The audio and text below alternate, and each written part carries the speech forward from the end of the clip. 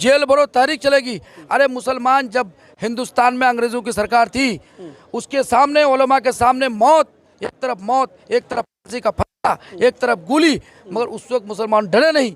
आज डरा रहे हो। आपने देखा कि बैरिस्टर असदुद्दीन ओवैसी पार्लियामेंट में या पार्लियामेंट से बाहर जो उन्होंने एक इमाम का हैसियत, मतलब एक इमाम का रोल अदा किया उन्होंने पार्लियामेंट में, और सारी बातों को, सारी बुराइयों को जो इस बिल के अंदर लाया गया है उसको पूरी दुनिया के सामने आप चाहेंगे कि हम खामोश बैठ जाएं? आपने कानून बना दिया, आप डरा रहे हो बैठ करके, कोई करे गजट के खिलाफ हम उसको अंदर कर देंगे। करो, कितने को करोगे? हम कहते हैं हम काला साठ नहीं पढ़ना चाहते हैं, आप कहिए नहीं इसमें बहुत फ़ायदे हैं, इसमें धूप नहीं लगेगी, इसमें पानी नहीं आएगा, तो आप तो दुनिया भर की बात कर सकते हैं। देखिए नीतीश कुमार से यही मशवरा है कि नीतीश कुमार अपनी पार्टी को विलय कर दे भारतीय जनता पार्टी में। उसके लिए यही उसके रास्ता है, कम से कम नीतीश कुमार जी चमचा बन करके नरेंद्र मोदी का तो रहेंगे। मुसलमानों को क्या फ़ायदा है? 5 पैसे का फ़ायदा नहीं है। पूरे भारत के अंदर कई मुसलमानों को एक एमएलए का टिकट नहीं दे रहा है, काउंसलर का टिकट नहीं दे रहा है, लोकसभा का टिकट नहीं दे रहा है, एक वो मंत्री नहीं है। 2 आदमी जो बनाम मुसलमान का, मुख्तार अब्बास नकवी, सैयद शाहनवाज हुसैन, दोनों को कि इसमें बैठा दिया है, एक कोने में बैठा दिया, उसकी कोई हैसियत नहीं रखा है, तो मुसलमानों का खैर का है। टिकट नहीं मिला, टिकट मिलेगा? टिकट नहीं मिलेगा। नहीं मिलेगा तो कैसे टिकट नहीं मिलेगा? टिकट नहीं मिला, ये बात तो हर पत्रकार बोल रहा है, टिकट नहीं मिला। टिकट क्यों नहीं मिलेगा? कल बहुत सारे आप ये भी तो पूछ सकते हैं कि टिकट क्यों नहीं मिलेगा। हाँ, टिकट क्यों नहीं मिलेगा? आप ये बोले ना, आप ये उसको पूछे ना, ये तो उनसे पूछेगा जो टिकट आपको अगर क्यों नहीं मिला, आप उनसे पूछिए जो टिकट देने वाला है कि टिकट क्यों नहीं दीजिएगा। हमसे मत पूछिए कि टिकट नहीं मिला। मैं कहता हूँ 101% टिकट हमको मिलेगा और इंशाल्लाह कामयाबी होगी। कौन सी पार्टी से? एमआईएम से। अस्सलाम वालेकुम, नमस्कार, आदाब। मैं हूं निहाल अख्तर पयामी और आप देख रहे हैं गांव मोहल्ला। साथियों, इस वक्त पूरे देश के अंदर वक्फ कानून को लेकर के गहमा गहमी का माहौल है। आप सबों ने देखा कि लोकसभा के बाद राज्यसभा और राज्यसभा के बाद राष्ट्रपति ने मोहर लगा दी और अब ये गजट की शक्ल में है, यानी वक्फ बिल अब कानून की शक्ल में है। यानी कानून का कोई भी उल्लंघन करेगा तो उस पर जो है कानूनी कार्रवाई होगी। और यही वजह है कि बिहार के डिप्टी सीएम विजय जी का स्टेटमेंट आता है परसों। उन्होंने कहा कि अब ये कानून हो गया है और इस कानून का जो भी उल्लंघन करेगा उन पर जो है देशद्रोह का मुकदमा चलेगा, उनकी गिरफ्तारी होगी और उन पर सख्त कार्रवाई की जाएगी।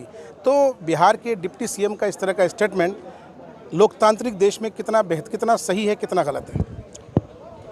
तो बिहार के डिप्टी सीएम तो बोल ही सकता है, ये तो सारा काम अनसंवैधानिक जो कर रहा है भारतीय जनता पार्टी के द्वारा। तो अब देश में ऐसा ऐसा कानून लेके आ रहा है जो सिर्फ मुसलमानों और हिंदुओं में खाई पैदा करने के लिए ये जो बिल लेके आया है। इस बिल के अंदर सिर्फ और सिर्फ एक ही कम्युनिटी का आदमी मुसलमानों को टारगेट किया है। उसके अलावा कोई मुसलमानों को क्या फ़ायदा है? 5 पैसे का फ़ायदा नहीं है, करोड़ों अरबों का नुकसान है। तो अगर इनका डिप्टी सीएम बोलता है बोले, लेकिन मुझे लग रहा है कि ये लोग अपना दिमागी तवाज़ुन खो बैठा है। अब ये लोग अपने हुकूमत के नशे में और इसके नशे में जो चाहता है वो बोल देता है। ठीक है, जब वक्त आएगा बताएंगे।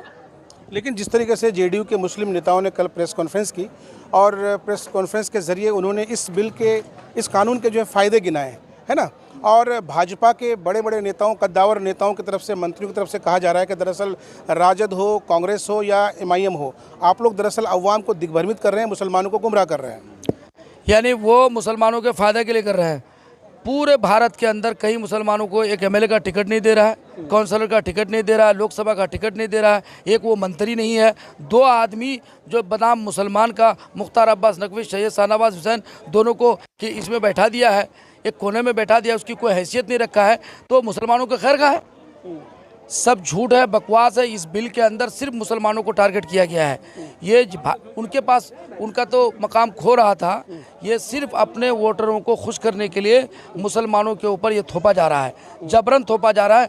जबरन कोई भी कानून, जब हम कहते हैं हम काला साठ नहीं पढ़ना चाहते हैं, आप कहिए नहीं इसमें बहुत फ़ायदे हैं, इसमें धूप नहीं लगेगी, इसमें पानी नहीं आएगा, तो आप तो दुनिया भर की बात कर सकते हैं। और हम चाहते ही नहीं है कि भाई आप हमारे ऊपर ये कानून तो ऑलरेडी पहले से बना हुआ है। यानी पूरे हिंदुस्तान में वक्फ का ही प्रॉपर्टी पर कानून लाना ज़रूरी है क्या?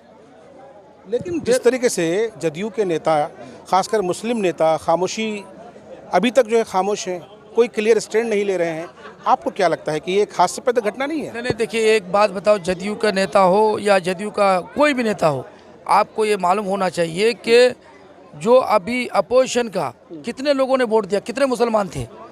20-22 ही होंगे, लेकिन उसके अलावा सारे लोगों ने वोट दिया। इसका मतलब ये है कि ये बिल भारतीय जनता पार्टी सोची समझी साजिश के नतीजे में ये बिल ला करके मुसलमानों को परेशान करना चाह रही है। इस पर कोई फ़ायदा नहीं है और उलूल जुलूल बयान दे रहे हैं। अभी राष्ट्रपति का साइन भी नहीं हुआ था, उससे पहले उत्तर प्रदेश का मुख्यमंत्री आदेश कर रहा है कि आप तलाश करना शुरू करो, डीएम को आदेश दे रहा है। क्या मतलब है? अभी तो ये नहीं हुआ, उसके बाद क्या होगा? जब बजट बन करके आवाम के सामने में आएगा, किसको कहाँ घुसाएगा, किसको जेल में डालेगा, इसी के बहाने में मुसलमान प्रोटेस्ट करेंगे शांतिपूर्वक और ये उसको भंग करके फिर मुसलमानों को जेल में डालने का काम। मुफ्ती साहब, आपको क्या लगता है सरकार की क्या मंशा है, क्या करना चाहती है? सरकार हिंदू मुस्लिम का एक राइट कराना चाहती है और जब हमारी खानकाह है वो छीनने की कोशिश करेंगे, हमारे कब्रिस्तान पर हमले बोलेंगे, हमारी मसाजिद पर, तो हम क्या खामोश बैठेंगे? खतर नहीं बैठ सकते हैं, चाहे जेल में रहना पड़े, चाहे आप गोली मार दो, हम तो लड़ेंगे भी उसके लिए तो कोई कंप्रोमाइज़ नहीं है। आप चाहेंगे कि हम खामोश बैठ जाएं? आपने कानून बना दिया, आप डरा रहे हो बैठ करके, कोई करे गजट के खिलाफ हम उसको अंदर कर देंगे। करो, कितने को करोगे? जेल भरो, तहरीक चलेगी। अरे मुसलमान जब हिंदुस्तान में अंग्रेज़ों की सरकार थी, उसके सामने उलमा के सामने मौत, एक तरफ फांसी का फंदा, एक तरफ गोली, मगर उस वक्त मुसलमान डरे नहीं।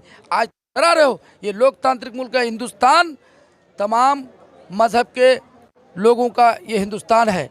सिख हो, हिंदू हो, आदिवासी हो, मुसलमान हो, सब मिल करके सेकुलर मुल्क है और इसकी खूबसूरती सेकुलर है। अच्छा, वक्फ के नए कानून में कहा जाता है कि इसमें 2 गैर मुस्लिम यानी नॉन मुस्लिम्स को रखा गया है, इसके पीछे सरकार की क्या मंशा हो सकती है? भाई मैंने तो कमेंट देखा, कपिल सिब्बल ने भी बहस किया, संजय सिंह ने भी किया, जितने भी पार्लियामेंट के, हालांकि बहुत सारे विद्वान लोग हैं जो पार्लियामेंट में उन्होंने बहस किया, तमाम उनके नकात को, उनकी खराबियों को उन्होंने बयान भी किया कि हिंदुस्तान में जितना 9 लाख एकड़ ज़मीन किसकी है? वक्फ की है। उससे कई हज़ार गुना ज़्यादा ज़मीन हिंदू वक्फ बोर्ड, वो हिंदू में है, हिंदू के इसमें है, उसको उस पर तुम सुधार के लिए कानून नहीं बना रहे हो। अब ये बताया कि 2 आदमी हमारे वक्फ बोर्ड में या वक्फ इसमें रहेगा, तो उस क्या मतलब उसका इसमें रहने का? जायदाद हमारी, प्रॉपर्टी हमारी, और आप उसका फैसला करोगे कि ये वक्फ बोर्ड की है कि नहीं है, ये मस्जिद की जगह है कि नहीं है, आप तो कह दोगे सरकार के दबाव में। अच्छा, वक्फ कानून का जिस तरीके से चंद्रबाबू नायडू और नीतीश कुमार ने समर्थन किया है, ऐसे में नीतीश कुमार का बिहार में क्या भविष्य दिखता है? देखिए, नीतीश कुमार से यही मशवरा है कि नीतीश कुमार अपनी पार्टी को विलय कर ले भारतीय जनता पार्टी में। उसके लिए यही उसके रास्ता है। कम से कम नीतीश कुमार जी चमचा बन करके नरेंद्र मोदी का तो रहेंगे। ये होना चाहिए था कि जब आपकी हिमायत से नरेंद्र मोदी की सरकार चल रही है तो आप सरकार को झुका सकते थे, आपके पास पावर था। अब नायडू आप मिल करके कहते कि नहीं, हम इसकी हिमायत नहीं करेंगे, हम तो आपकी सरकार चलाने में हिमायत कर रहे हैं, लेकिन इस पर नहीं करेंगे। आपने ऐसा नहीं किया। आप तो ये चाह रहे हो कि आप झुक गए नरेंद्र मोदी के सामने, और झुक करके जो सेकुलर छवि था, आप हमेशा कहते थे कि मैं जयप्रकाश नारायण आंदोलन का हिस्सा और फना, ये सारी चीज़ें आज ये साबित कर दिया कि आप जहाँ का खमीर वहीं पहुँचा। अच्छा, एक सवाल और, मतलब ये है कि उनके जहन में भी ये फिरका परस्ती उनके जहन में थी, इसलिए वो जहाँ का खमीर वहीं पहुँच गया। नीतीश कुमार के मुस्लिम नेताओं के लिए क्या संदेश? भाई देखिए, हर एक का अपना अपना फंडा है, और जो जितने भी नीतीश कुमार की पार्टी में हैं, अब वो अपने भविष्य के बारे में किसी को टिकट का मसला, किसी को सियासी भविष्य का मसला होगा, अपने अपने मसाइल को समझने के लिए अपना अपना एक फड्डा होगा। अब कौन क्या करेंगे ये तो वो लोग तय करेंगे, हम लोग तो किसी के बारे में तय नहीं कर सकते। लेकिन हमारा जो स्टेट, आपने देखा कि बैरिस्टर असदुद्दीन अवैसी पार्लियामेंट में या पार्लियामेंट से बाहर जो उन्होंने एक इमाम का हैसियत, मतलब एक इमाम का रोल अदा किया उन्होंने पार्लियामेंट में, और सारी बातों को, सारी बुराइयों को जो इस बिल के अंदर लाया गया है उसको पूरी दुनिया के सामने चलिए, आखिरी सवाल, आने वाले चुनाव को लेकर, विधानसभा चुनाव को लेकर मुफ्ती अतहर जावेद साहब कितने तैयार हैं? भाई 2025 में तो इंशाअल्लाह चुनाव किंतु परंतु का मसला नहीं। टिकट नहीं मिला? टिकट मिलेगा, टिकट नहीं मिलेगा, नहीं मिलेगा तो कैसे टिकट नहीं मिलेगा? टिकट नहीं मिला, ये बात तो हर पत्रकार बोल रहा है, टिकट नहीं मिला। टिकट क्यों नहीं मिलेगा? विकल्प बहुत सारे। आप ये भी तो पूछ सकते हैं कि टिकट क्यों नहीं मिलेगा। हाँ, टिकट क्यों नहीं मिलेगा बता दीजिए। आप ये बोले ना, आप ये उसको पूछे ना, ये तो उनसे पूछेगा जो टिकट आपको अगर क्यों नहीं मिलेगा? आप उनसे पूछिए जो टिकट देने वाला है कि टिकट क्यों नहीं दीजिएगा। हमसे मत पूछिए कि टिकट नहीं मिला। मैं कहता हूँ 101% टिकट हमको मिलेगा और इंशाल्लाह कामयाबी होगी। कौन सी पार्टी से? एमआईएम से। चलिए, तो AIMIM के कदावर नेता हैं मुफ्ती अतहर जावेद साहब, बेबाकी से अपनी बात रख रहे थे। विधानसभा चुनाव के साथ साथ जो वक्फ कानून है उसको लेकर के भी इन्होंने अपना पक्ष रखा। इस वीडियो को देखने के बाद आपके जहन में कोई भी सवाल अगर आ रहा हो तो सकारात्मक रूप से अपनी प्रतिक्रिया दे सकते हैं। अल्लाह हाफिज़।